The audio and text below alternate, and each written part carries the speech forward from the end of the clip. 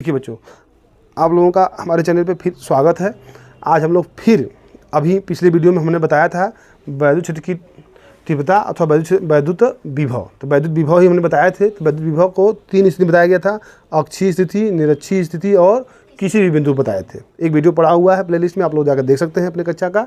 तो देखिए, अब यहाँ एक क्वेश्चन आ गया, उसी पर न्यूमेरिकल लगाएंगे। न्यूमेरिकल चूँकि परीक्षा में पूछता है, या तो न्यूमेरिकल देगा या तो थ्योरम दे देगा, दोनों में से कोई ना कोई एक दे देगा ही। आइए देखते हैं। क्वेश्चन लिखा हुआ है, करा है कि 2 बिंदु आवेश प्लस 3 माइक्रोकूलम और माइनस 3 माइक्रोकूलम के 2 आवेश हैं। दोनों के बीच की अल्प दूरी दिया है 2 × 10⁻³ ये अल्प दूरी बहुत छोटी दूरी है। तो ये दूरी क्या होगी बच्चों? 2l बोलते हैं। क्या बोलते हैं इसको? आधा यल होता है, आधा यल। तो कुल मिलाकर कितना होता है? 2l होता है। ठीक। तो करा है कि द्विध्रुव से 0.6 मीटर की दूरी पर, अब इस द्विध्रुव से 0.6 मीटर की दूरी पर निरक्षीय स्थिति में, तो निरक्षीय स्थिति कहाँ होती है? यही ना होती है, यहाँ पे ऐसे। अच्छा, अक्षीय देता तो हम लोग ये यहाँ ज्ञात करते हैं हम लोग। अक्षीय ये होता है और इसके ये क्या है? निरक्षीय स्थिति। यहाँ पर हमको क्या ज्ञात करना है? वैद्युत विभव और वैद्युत क्षेत्र की तीव्रता। बस वैद्युत क्षेत्र लिख दिया तो समझ लीजिए वैद्युत क्षेत्र की तीव्रता पूछ रहा है। तो निरक्षीय स्थिति में यहाँ लिखेंगे, हल में लिखेंगे बच्चों, निरक्षीय स्थिति में विद्युत क्षेत्र की तीव्रता का फार्मूला बताइए बच्चों। E = 1/4πε0 P/RQ होता है। P/RQ। अच्छा, मात्रक भूल रहे हैं आप, तो E = EF/Q होता है, न्यूटन प्रति कूलम। ये हो गया। तो इसका मान 9 × 10⁻⁹। P का मान नहीं पता है तो P का मान निकाल लीजिए आप। तो P बराबर होता क्या है बच्चों? P = 2QL होता है। ये P क्या है? वैद्युत द्विध्रुव का मान है। वैद्युत द्विध्रुव P = 2QL। ये P तो बिंदु है ना, तो यहाँ P यहाँ दिया हुआ है, बिंदु ज्ञात करना है। तो ये P, अब ये P बिंदु के लिए काम कर रहा है, मगर ये क्या गया? वैद्युत द्विध्रुव का मान है यार। P = 2QL ये फार्मूला है। तो P का मान यहाँ 2 लिखेंगे बच्चों। Q क्या है? किसी एक आवेश, तो 3 × 10⁻⁻6 कूलम हो जाएगा। माइक्रो को कूलम में चेंज करेंगे हम। यल क्या है बच्चों? अल्प दूरी है। तो ये क्या है? यल। तो अच्छा रहता कि हम यल को 2l लिखते हैं हम लोग ना, तो आराम रहता। देखिए यहाँ लिखिए, Q लिखिए, यहाँ पे 2l लिखिए, क्योंकि हमको 2l का मान पता है। 2l क्या है? यहाँ से यहाँ तक की पूरी दूरी है, तो हम 2l पूरा लिख लेंगे हम। तो Q का मान यहाँ किसी एक आवेश का मान 3 × 10⁻⁻6 कूलम हो जाएगा। और 2l मतलब क्या इतना है? 2 × 10⁻⁻3। तो 3 दूना के 6 × 10⁻6 3 9 ऋण 9। ये कूलम मीटर क्या आएगा? Coulomb metre. तो एक ठो और दे दीजिए इसको, 0 कितना हो जाएगा? 0.6 × 10 से और भाग कर दिए हम लोग इसमें, और 10 का गुणा कर देंगे तो कितना हो जाएगा? -8 कूलम मीटर।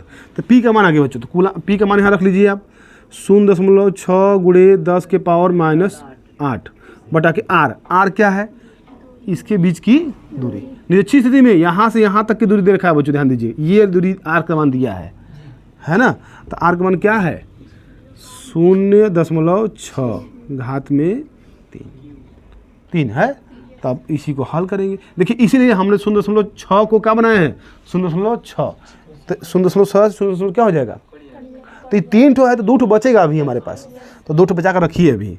तो 9 × 10⁻⁹ × 0.6 देखिए काटने का तरीका बता रहे हैं आप लोगों को हम। तो यहाँ हो जाएगा 0.6 × 0.6 × 0.6। तो एक ठो से कट जाएगा यहाँ पे। ये हो गया, मीटर में है, ये है, हाथ से कोई दिक्कत नहीं है। अच्छा, यहाँ देखिए 9 ठो है, यहाँ 8 ठो है, तो 9 में से 8 घट जाएगा, 1 बचेगा। तो 1 बचेगा तो 9 × 10 लिख सकते हैं।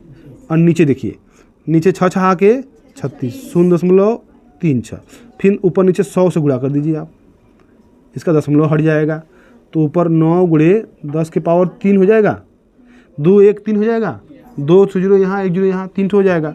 बटा के नीचे कितना हो जाएगा? 36। तो 9 चौका तो 1/4 × 10⁻3 ये इसका क्या आ गया आंसर, बस इतना भी लिख दीजिए, काम बन जाएगा। मात्रा क्या लिखेंगे बच्चों, न्यूटन प्रति कूलम। अच्छा यहाँ हिंदी में लिखिएगा, परीक्षा में बढ़िया नंबर मतलब अट्रैक्शन करने के लिए कूलम। नहीं दिख रहा है नीचे, बताना चाहिए आप लोगों को, थोड़ा सा ऊपर लिख देते हैं, ढेरवा नीचे हो गया। चलिए इधर लिख देते हैं, कोई दिक्कत नहीं है, यहाँ लिख दे रहे हैं ना, यहाँ दिख रहा है ना। तो 9 गुणे 10 गुणे 10 100 हो जाएगा, और नीचे 0.36 गुणे 100। तो गुणा करेंगे इसमें, तो ऊपर गुणा मत कीजिएगा, इसको बगल में रखे रहिए, 2 1 3 घात, नीचे गुणा करेंगे तो कितना हो जाएगा, 36 हो जाएगा। तो 9 कम 9 9 चौका, तो 1/4 गुणे 10 के पावर 3 न्यूटन प्रति कूलम। देखिए आंसर दिया है, थोड़ा दीजिए किताब, सही है, भाग किया है इसमें। तो चलो हम भी भाग कर लेते हैं, आइए भाग कर लेते हैं। 1 में 4 का भाग करेंगे तो कितना बढ़ जाएगा, 0 बढ़ जाएगा, पहले दशमलव लगाएंगे हम, 10 हो गया, तो 4 दूना के 8, फिर कितना बचा 2, तो 4 5 20, 10 के पावर 3, 1 जीरो, अच्छा 2 जीरो देंगे तो इसका दशमलव खत्म हो जाएगा। ध्यान दीजिए, इसके पास क्या जीरो है, 3 जीरो है, 2 जीरो देंगे दशमलव खत्म हो जाएगा, मगर अभी 1 जीरो बचा हुआ है इसके पास, तो कुल कितना हो जाएगा 250 न्यूटन प्रति कूलम। ये हो गया आंसर, लिख लीजिए ना, समझाते हैं, देखिए फिर समझिए इसको।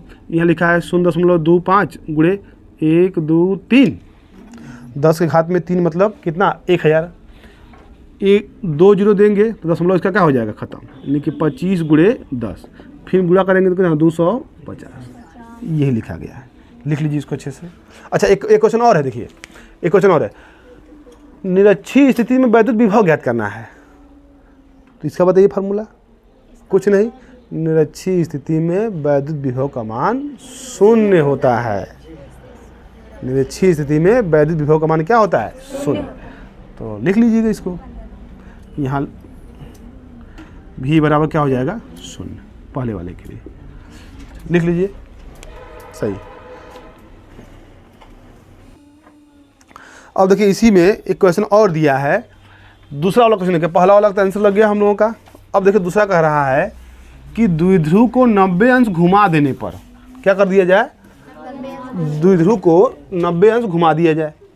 तो घुमाया जाएगा द्विध्रुव को, है ना।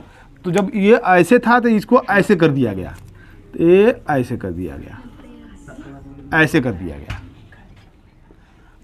तो मगर ये बिंदु बिंदु ही है, उसको हम बदल नहीं रहे हैं।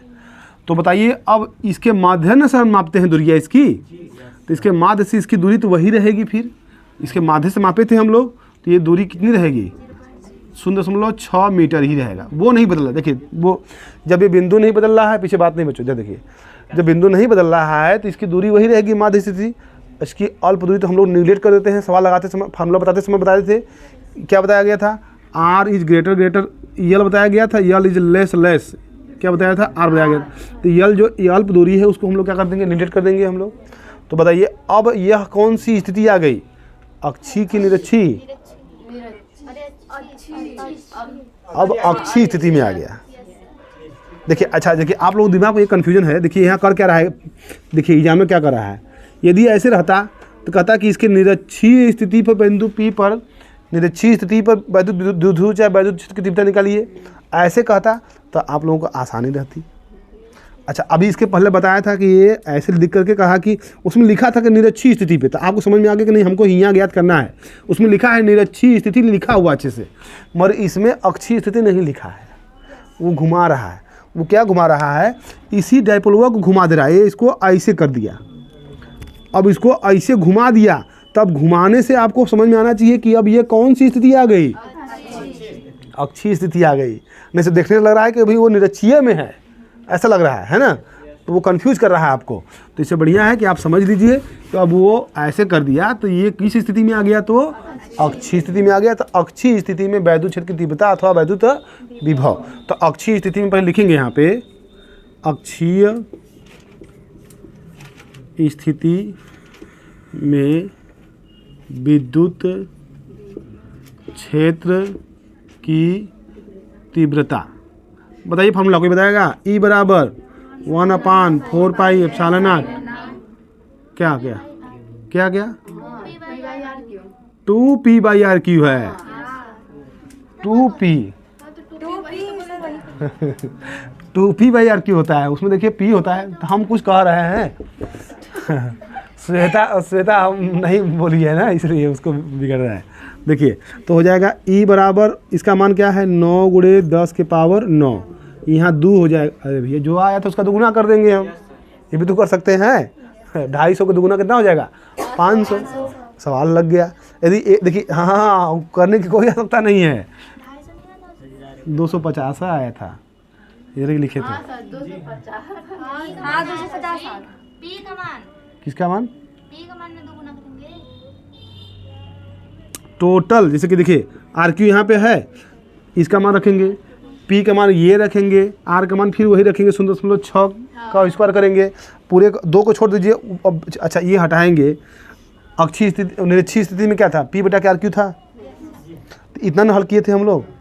तो इसी में बस सिर्फ 2 का गुणा कर देंगे, तो अक्षीय स्थिति में इसका हल कितना आया था मान रखने पर 250। क्या आया था न्यूटन प्रति कूलाम आया था, न्यूटन प्रति कूलाम। तो देखिए तो अब इसमें क्या करेंगे हम, तो हो जाएगा E बराबर 500 न्यूटन प्रति। अब देखिए परीक्षा की दृष्टि से बच्चों ध्यान दीजिए आप कि परीक्षा में भी यदि आपको इस तरह आ जाता है तो आपको फिर मार रख के हल करने की आवश्यकता नहीं है, क्योंकि आप उसका मान निकाल चुके हैं। इस एक ही सवालिया में 2 सवाल दे दिया ना, तो दूसरे पहले वाले का सोल्यूशन दूसरे वाले में आप यूज कर सकते हैं। देखिए अभी हल किया गया है ना, इतना 9 × 10⁹ P/RQ है कि नहीं है, निश्चित स्थिति में यही था। तो अब वही मनवा डायरेक्ट दिए हम, अब इसमें 2 का क्या कर दिए गुणा कर दिए, फार्मूले में है हमारे 2।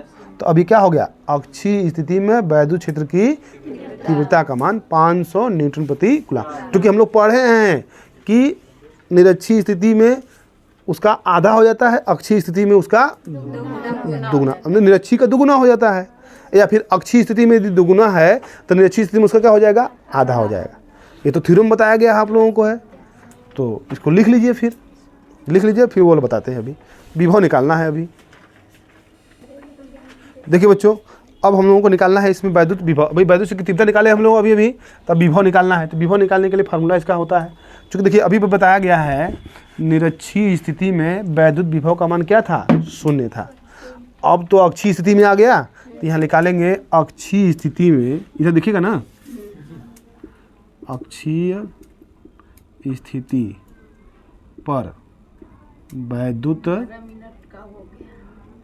विभव, तो V बराबर 1/4πε0 P/R² होता है।